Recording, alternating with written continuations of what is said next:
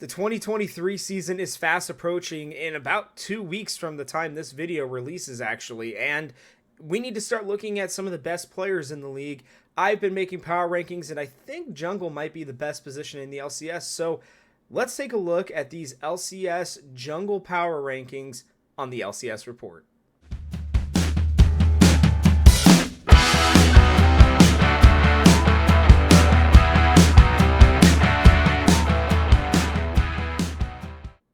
That's right, we are back for the third episode this week, and I wanted to go over my power rankings for the jungle. Now, I want you guys to know that I am doing power rankings for every single player over at thegamehouse.com. If you would like to head on over there and check it out. I'm only going to be doing a couple positions here, as we don't have enough episodes leading up into the year before I start diving into the content that I really want to get into once we're in season. So we're going to do a couple of these here, including my final power rankings, which you should be able to find, I think, this time next week.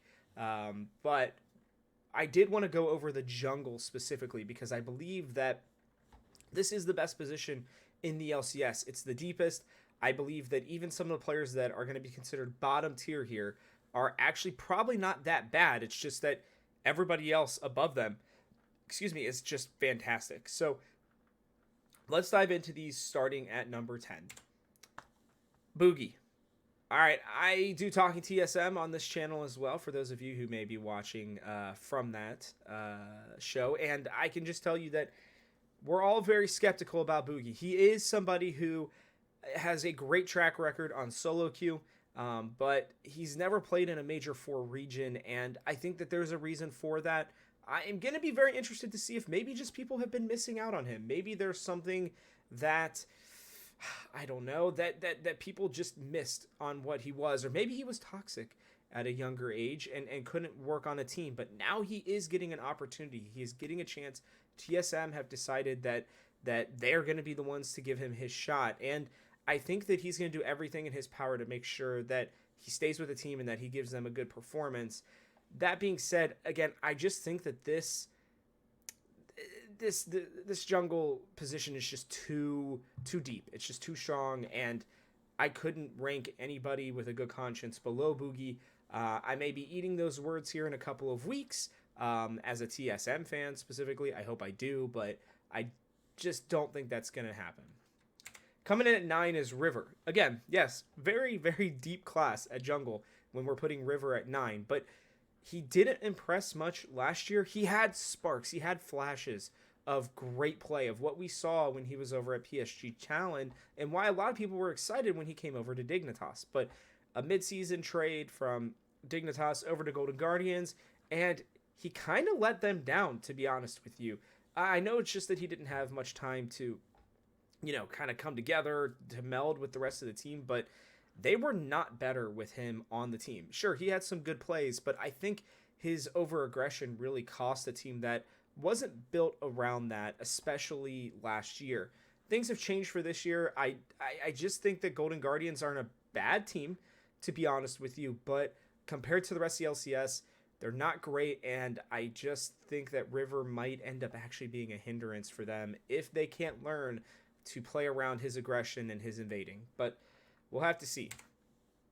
At 8, and this one probably, I'm going to say this for a lot of them, but this one killed me putting him down here at 8. I think Kenvi has sky-high potential, and I think that he started to show that in the summer split. But I think the main issue is he's playing on a team that doesn't look very good to me. Initially, I thought their moves were going to be a little bit, better than they were, and they ended up with a very strange team. Revenge has not really done it for me. Tactical has also shown flashes at time, but didn't look great. I thought Fleshy might be a little bit better than he was, but we'll have to see about that one. And I am blanking on the mid laner, Blaze Olive, there you go, who would have probably been one of the worst mid laners in the LCS in a not very strong position. I just don't think this team is really built well around him for him to succeed. And I think that's a lot of the reason why he's down here. If he had better players around him, I think Kenvi would be great, but I think he's going to end up being the main focus. for this team. And if they win games, it'll be on his back. And he showed it. His KDA doubled between the first 9 games of his career and the last 9 games. His kill participation also went up 17%. He was involved in nearly 80% of the kills for Immortals going into the last, just throughout the last 9 games of the year. And you saw them get better because of this. If they're smart, they're going to just continue to build around Kenvi and continue to enable him to be the best player that he can be. But he's still down here at 8 for me. Quickly going through these next few 7 contracts. Listen, I think actually what he showed at the showcase, the season kickoff, was just how good he can be when he is confident, when he has the belief of his team around him. And I think having an extra year on this CLG team is going to help him. I do really like this CLG team, actually, like a lot. But again, everybody else got better and they stayed the same. So it's not that Contracts isn't good. He's actually really solid. And he's still only 23 years old with a ton of game experience under his belt. But he's going to really have to play his tuchus off if he's going to want to, push this team to the next level. This one is probably the most egregious one that I have to put on here. And again, I say have to because the top 5 guys above him, I think genuinely deserve to be above him for right now. But Santorin was Team Liquid, in my opinion, last year. I think that he played out of his mind, especially down the stretch, to give them an opportunity to go to Worlds. Had we been in this format that's coming up for Worlds this year, where the 4th seed, being Team Liquid, would have played the 4th seed from the LEC in Mad Lions, I think Santorin may have even just solo carried them all the way to the top, to be honest with you, or at least in a 5-game series, helping them win 3-1 or something like that, because I think Santorin is that good, and putting him down here kills me. But he's on Dignitas. I don't think that team's going to be bad, but I don't think they're going to be great, and there are people above him who are very good, including Closer. Formerly in the MVP discussion, he could have been ranked higher as well, but he has 4 brand new teammates for the first time in his entire career in the LCS.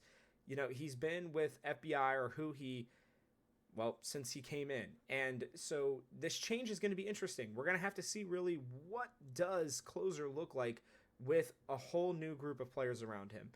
The one thing that I will say is he's going to have the best mid laner he's ever had to play with in Bjergsen. And that could make them a very good mid jungle duo. I don't know yet, but I do think I'm probably underrating him. But again, just the players above him are still very good, and it comes in at 4 with Spica. This guy is a former MVP. He's like 21 years old. He almost solo carried TSM through the playoffs to that 4 seed that we were talking about.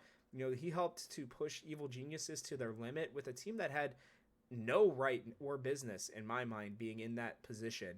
And in 2021, we saw that in the right metas and everything, he truly could carry an entire team. I think he's one of the very few true carry junglers in the LCS. And I'm very excited to see what he's going to be able to do with this FlyQuest team, because I think between, players like Impact, Vikla, Prince, and Ayla, this dude is easily, in my opinion, on the best team that he has ever played with, and the sky's the limit for what his talent can be, as long as he can, I think, keep his mental game strong and understand that it's going to take time for the team to come together. Once they do, this FlyQuest team is going to be disgusting. I think he's going to be a big reason why. Putting Blabber here feels disrespectful. I still think he's the best jungler of all time in the LCS. He is still very young, only like 22, 23, multiple MVPs, multiple championships, and I think he has an opportunity to potentially win another MVP this year, just because of the fact that Cloud9 mostly stuck together, right? Fudge is still there, Berserker's is insane and still there. Sven gets another year, one of the hardest working players in the LCS, and he's moving to a less skill-intensive position. I think this Cloud9 team rightfully won a championship, and their Worlds run was bad. We saw a lot more of Crabber than we did Blabber, but that's okay. I think another year together with this team is only going to make them better. I am hesitant about Diplex. He's not exactly what I was hoping for them, but we will have to see. I think he has some issues potentially, and the The duo of Blabber and Diplex is going to be hyper aggressive. They are going to be in your face all the time, and if you can withstand that, then you'll probably beat C9. And if you can't, then they're going to roll over you. So we'll just have to see here. But number 2 is Inspired. LCS MVP. This dude isn't even 21 yet. He's not even 21 yet, and he has won an MVP in the LEC, an MVP in the LCS, and he is on arguably the best team in the LCS in Evil Geniuses.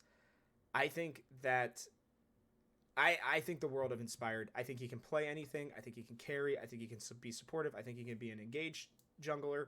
I think he can do it all. He's got a great mindset, and he wants to be the best. He did not like, we interviewed him last year, he did not like that, JoJo and Danny were getting all the attention. Not that he was upset with them, but he was like, hey, I'm here too, by the way, and I'm just going to go out and freaking help Evil Geniuses win their first championship, and then I'm also going to go and win an MVP in the summer, and be probably the best team for the LCS at Worlds. I just think this guy is amazing, and I think these jungle changes are only going to make him just that much better. But he's still not number 1 because we have literally a world champion coming to the LCS in Pioshik. And yes, outside of some games that didn't look great against T1, who are the second best team in the world, by the way, Pioshik comes over and he's still young. He's only 22. He is coming off his best season. He's getting the bag for sure. There's no reason why he wouldn't come over here, without it. And he's got great players around him, specifically up in the top lane with former MVP of the LCS Summit coming over as well. I think you're going to see a lot of top lane, focus from this team, and I think that's kind of the way things are going right now for this meta. I think it's going to be jungle top lane are going to be very strong. So with that being the case, I think that you're going to see him, take some time. He just got into the TL, to the TL facility, but I think this guy's going to be an absolute stud, and I'm very excited and hopeful that the 2023 contract ending will become maybe a 2025 contract after he has a really good year with Team Liquid and helps them to potentially raise their first championship trophy since Doublelift left a couple years ago, which is mind-boggling to think considering the run they went on. But you let me know, who are your top 10? Which ones do you disagree with? Who did I do dirty in this video? Because it was really tough to pick a top 10, but I feel pretty good about this list. But again, I'm open to conversation. But yeah, other than that, I'll see you guys on the next one.